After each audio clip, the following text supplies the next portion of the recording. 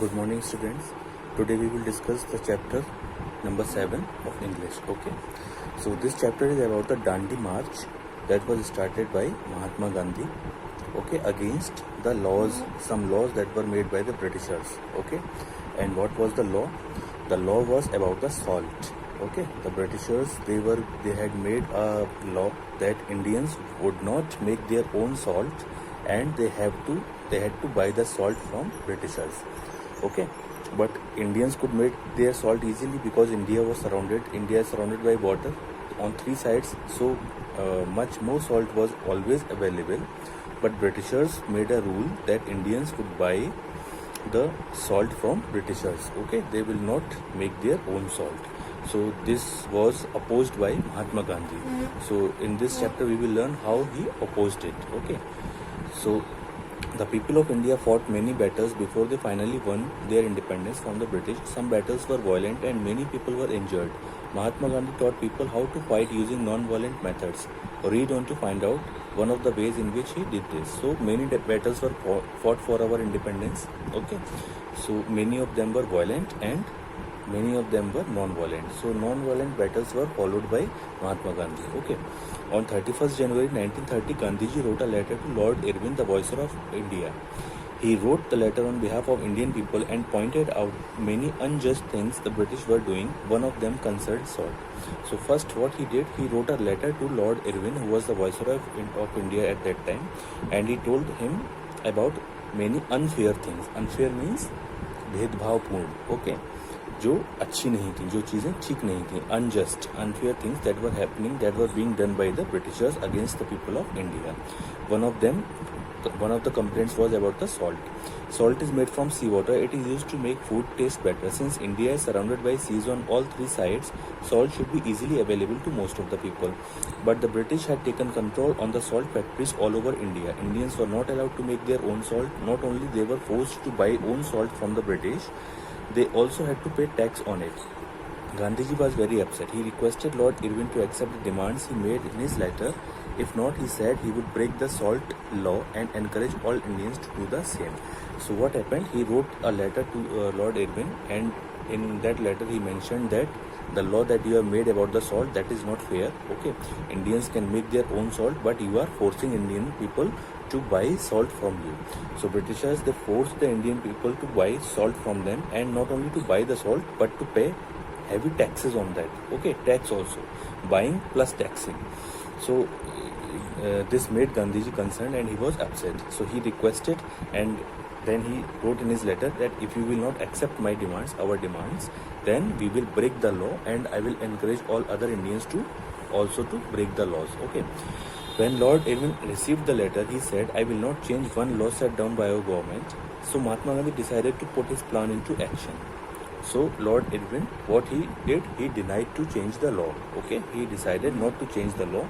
So after that, what Mahatma Gandhi did, he decided to put into effect his plan, his action. Okay, whatever he thought. So Mahatma Gandhi decided to put his plan into action. His plan was to walk from Sabarmati Ashram in Ahmedabad, where he lived, to a small coastal town called Dandi, 384 kilometers away. So there was a small coastal town that was named Dandi, that was 384 kilometers away from the ashram of Mahatma Gandhi, where he lived in Ahmedabad. So he decided to walk all the way to Dandi from his ashram. Okay, this was his plan. Okay, so he started walking. Now, there the Arabian Sea left large deposits of salt crystals on the shore. Gandhiji wanted to pick up this salt to show the world that Indians would make their own salt and sell it. Indians would not pay any unfair salt tax. In fact, Indians would not pay unfair tax of any kind. So, what was his plan? What was Mahatma Gandhi's plan? His plan was that there was a small coastal town that was named Dandi, where large deposits of salt crystals, they were collected on the shore. Okay, because it was a coastal town, so there was a shore. So on the shore, what happened? From the water from the Arabian Sea, that deposited large crystals of salt there. So his plan was to pick up the salt crystals from there and show the world that Indians can make their own salt, and they are not going to pay for any salt, or neither they are going to pay any tax for it. On 12 March 1930, everyone at Sabarmati Ashram woke up early. Then Gandhiji and 78 others set out on the long journey. The Dandi March had begun. The British government did not try to stop the march because they never believed that Gandhiji would be able to walk all the way to Dandi. In fact, they seemed to think the whole idea was a joke. Some Indians laughed at Gandhiji too, but Gandhiji did not care. He and his followers just kept marching. Gandhiji was 61 years old, but he walked very fast. The others had to run to keep up with him or they would be left behind. So now what happened on the Dandi March that began on 12 March 1930? What happened on 12 March 1930? Gandhiji started Dandi March towards Dandi, okay, and it was a long journey. So Britishers, they did not actually stop him, okay, because what they thought, Britishers thought that this man would not be, who is 61 years old, how he would be able to walk 384 kilometers. तो ये जो 61 years old जो person है, ये 384 kilometers walk कर ही नहीं सकता. So they did not try to stop him. And some Indians were also there who were laughing at Gandhiji, but Gandhiji did not care. He started Dandi March and he started walking towards Dandi from his ashram. And in fact, he walked very fast actually. The other people, they had to run to cope up with him, to catch him. Okay, otherwise they would be left behind. So this shows how if you are determined towards anything, okay, if you are focused on your goal, okay, so you put your whole energy to pursue that goal, okay. So this is the determination shown by Gandhiji. So the march passed many villages and towns along the way. The people in these villages and towns greeted Gandhiji and his followers with great excitement. So as the march passed from the towns and villages, people, they greeted Gandhiji. Flower garlands and streamers were used to decorate the streets. So the streets were decorated by flowers, okay. Children sat on trees to keep a lookout for the march. They would shout, I see them, and run to inform their families. Sometimes the march would stop to eat and rest. Newspaper and radio reporters were moved by the Dandi March. They kept the people of India informed about the progress of the historical march. So as the march passed from small villages and towns, people, what they do, they welcomed Mr. Gandhi and by flowers, okay, by flowers and garlands. Garlands means mala, full mala, okay. And children, they used to sit on the tree to watch the march, okay. And when they see the people in the march, they would run to their family and inform their families that they have come, okay. And reporters and media also kept informing the people about the march. The march reached Dandi almost 1 month later. So 1 month later, what happened? They reached Dandi. Early in the morning of April 6th, Gandhiji walked into the waters of the Arabian Sea. He bent down and picked up a lump of salt. Everyone cheered and shouted loudly, Mahatma Gandhi ki jai, Mahatma Gandhi ki jai. Gandhiji had broken the salt law. So on 6th April, what he did? He reached Dandi and he picked up a lump of salt from the coast, from the shore, okay. And people started cheering him, okay. Next, this was a signal to the people of India. Everywhere people made salt in pots and pans. Boldly, people openly, the people of India challenged the British government. So now after this movement, what happened? After Dandi March, what happened? People of India, they started cooperating Mahatma Gandhiji. And what they did, the people of India started making salt in pans and pots at different places. Okay, they were encouraged by Gandhiji. So after that, what happened? Of course, the government reacted with force. Means the British government that reacted with force. Okay, they destroyed all the salt pans that they found.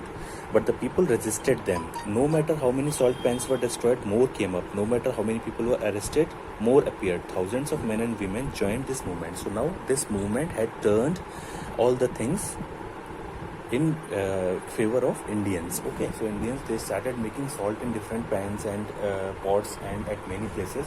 And what Britishers did, they resisted this thing. Okay, they reacted in a rude way and they broke all the pans and they arrested the people also. But how many people they arrested? More than that people, more than the arrested people, they appeared again. Okay, so people were now very much enthusiastic and they were encouraged by Mahatma Gandhi's movement. Nearly 1 year later, on March 1931, the Gandhiji Irvin Gandhi-Irwin Pact was signed at Delhi, the British had to give in to many Indian demands.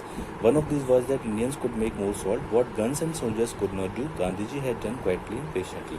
So, at last, what happened? After 1 year, it was a victory time for Indian people and Mahatma Gandhi. Why? Because the Britishers, they signed a pact with Gandhiji, and it was named as Gandhi-Irwin Pact. And in that pact, many demands of Indians were accepted, including the demand that was made by Mahatma Gandhi. And what was that demand? That Indians will make their own salt. Okay, so this shows that Mahatma Gandhi did many things without violence. Okay, of course, violence also had happened. Okay, many our freedom fighters and strugglers, they did things with violence, and that was also successful.